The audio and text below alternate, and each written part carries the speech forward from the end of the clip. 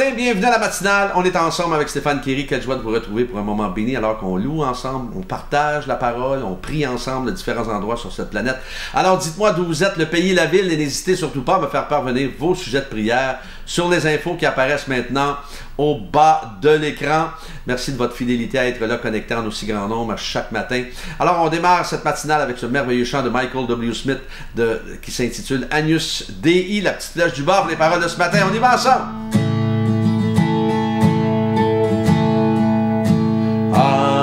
Alléluia, Alléluia, Alléluia, le Seigneur Dieu Tout-Puissant règne.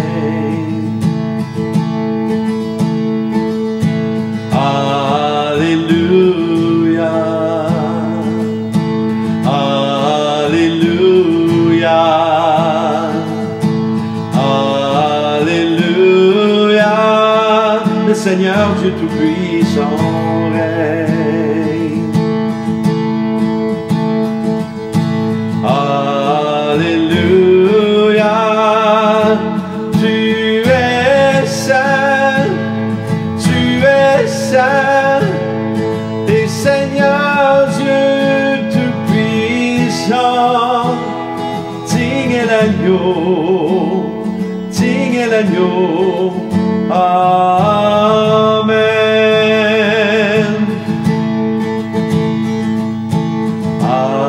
Alléluia, Alléluia, Alléluia, le Seigneur Dieu Tout-Puissant règne.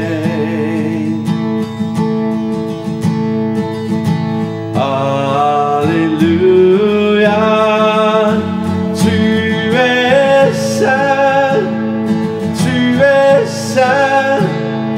et Seigneur Dieu Tout-Puissant, digne est l'agneau, digne est l'agneau, tu es saint,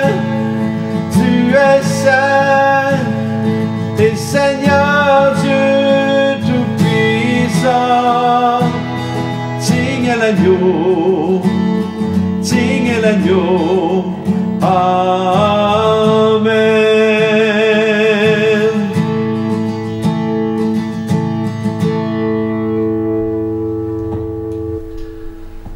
Le thème de ce matin, la pleine conviction. On va lire ensemble dans Romains 4, 20. Il ne douta point par incrédulité au sujet de la promesse de Dieu, mais il fut fortifié par la foi, donnant gloire à Dieu et ayant la pleine conviction que ce qu'il promet, il peut aussi l'accomplir. Alors vous et moi, faisons face à tous les jours à l'accusateur de notre âme qui tente de nous condamner alors qu'il n'y a aucune condamnation pour ceux qui sont en Jésus-Christ. Semble-t-il que le diable ne perd pas son temps car plusieurs le croient et se laissent manipuler par ses mensonges. Et lorsque nous faisons une boulette ou une bêtise et que nous péchons, il y a en nous un déclencheur qui s'appelle conviction. Et cette conviction de péché va nous amener à demander pardon et c'est uniquement à ce moment-là que nous allons retrouver notre paix et notre joie. Le diable va même tenter de nous faire croire que Dieu est fâché après nous et qu'il ne répondra pas à nos prières. Souvenons-nous du jour de notre conversion. Nous avons été sous conviction de pécheurs que nous étions et c'est ce qui nous a amenés à la repentance et non à la condamnation. Et cette repentance nous a donné la vie en Jésus-Christ.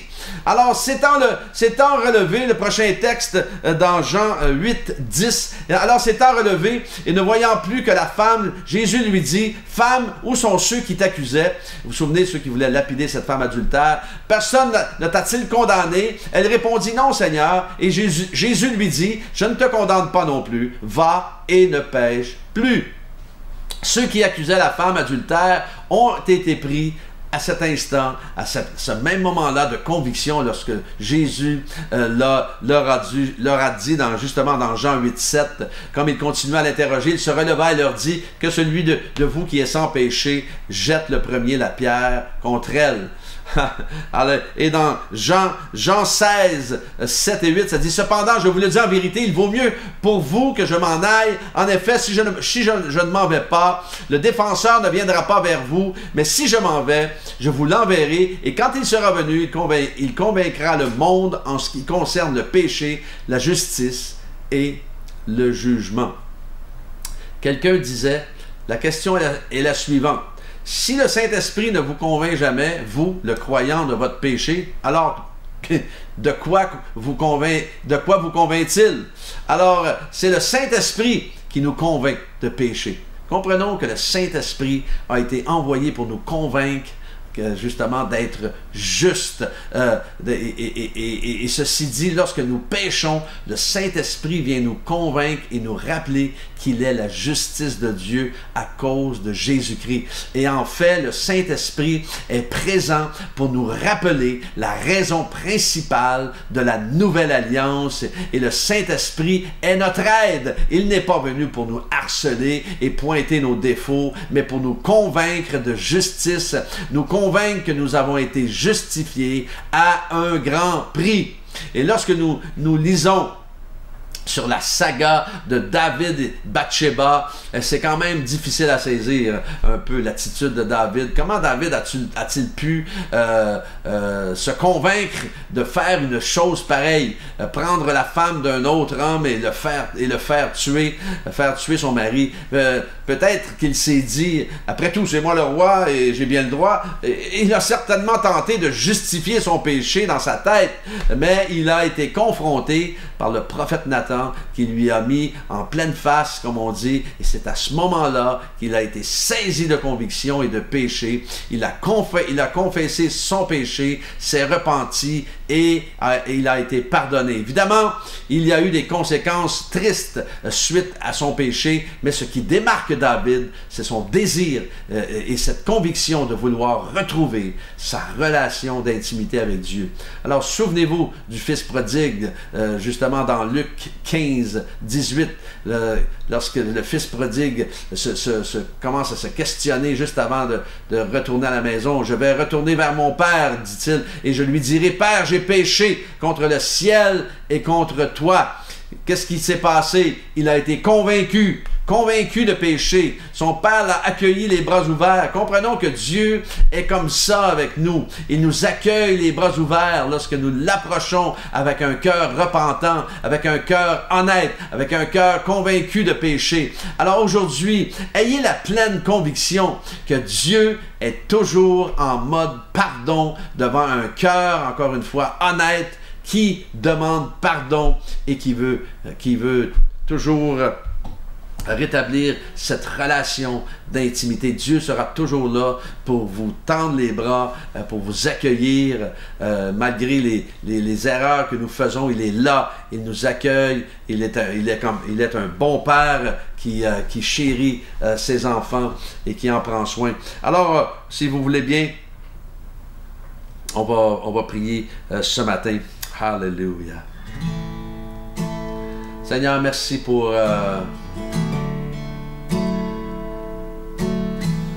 Monique, pour la santé de Monique. Merci Seigneur Dieu de lui donner ce que son cœur désire afin qu'elle soit bien. Enlève toute angoisse, enlève tout ce qui ne va pas dans son corps, toute maladie. Merci Seigneur Dieu de rapprocher sa fille d'elle, de toucher sa fille là où elle est, de la convaincre d'être près de sa maman,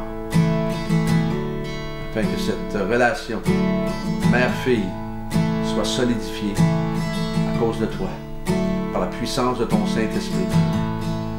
Seigneur, je prie pour des réconciliations ce matin. S'il y a des gens qui ont des enfants, parfois à l'âge adulte, et il y a eu un clash, Seigneur, je prie pour une réconciliation surnaturelle, comme toi seul peux le faire. Tu es le réconciliateur par excellence. Merci Seigneur de faire une œuvre extraordinaire dans le cœur de chacun et chacune. Qu'il y ait une pleine conviction de réconciliation. Merci pour mes frères et sœurs connectés ce matin. Merci de les visiter là où ils sont. Merci de... Peut-être que certains d'entre eux ont perdu des êtres chers dans la dernière année. Je prie que tu mettes un baume sur leur cœur, que tu les visites de la tête aux pieds. Seigneur, merci pour des guérisons divines dans les corps malades. S'il y a des gens qui ont des êtres chers près de leur cœur, qui sont malades en ce moment, Seigneur, je prie qu'un souffle de ton Saint-Esprit guérissant puisse, Seigneur, faire une œuvre extraordinaire. Merci pour ta fidélité, Seigneur. Merci pour ton amour. Merci d'accompagner mes frères et mes sœurs tout au long de cette journée. Bénis-les, comble-les et donne-leur ce que leur cœur désire aujourd'hui. Et que, Seigneur, qu'ils puissent être des hommes et des femmes de conviction. Alors qu'ils vont fouler le pied de différents territoires, tu vas leur donner, Seigneur, la conviction qu'ils sont au bon endroit. Merci de les utiliser aujourd'hui afin que des âmes puissent venir à toi. Alléluia. Tu es saint, et Seigneur Dieu Tout-Puissant, digne l'agneau, tu es saint, et Seigneur Dieu Tout-Puissant, digne l'agneau. Amen.